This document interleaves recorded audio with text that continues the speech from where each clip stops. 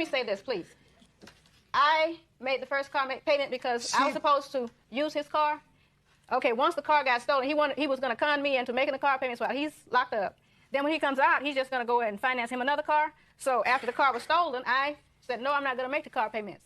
So I told him I'll make a good faith payment of $50. When you come out, you can catch up with your own. And they called me, and he also had another woman, Rosemary or somebody. They want to know who is this other woman who's supposed to be making the same car payment.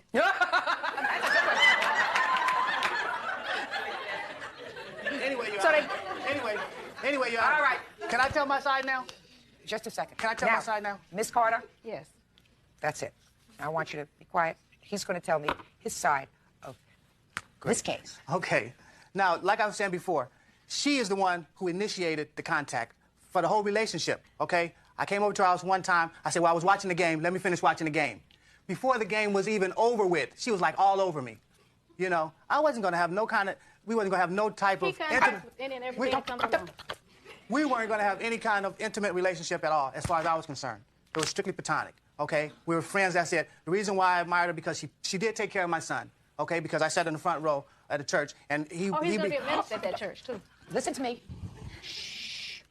See, that's her problem. She's always talking, she don't listen enough. Okay? She's talking too much, she don't listen enough. Mr. Polk, let me ask you a question. Let me ask you a Yes, question. She's not your parole officer. You didn't have to report to her all the time, correct? Is that correct? That's right. And you're a big, strong guy? That's right. Right? Nobody forced you to go over to her house? No. Nobody dragged you over there? Correct. Right?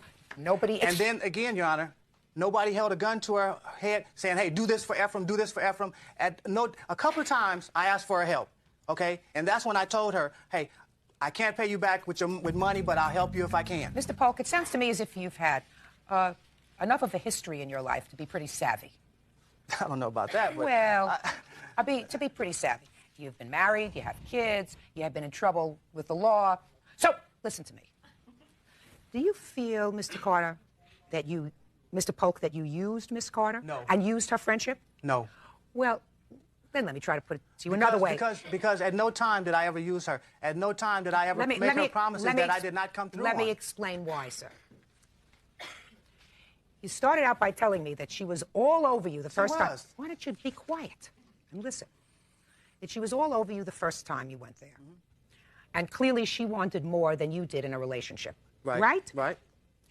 And yet over a long period of time, understanding that she wanted more of a relationship, according to you, than you did,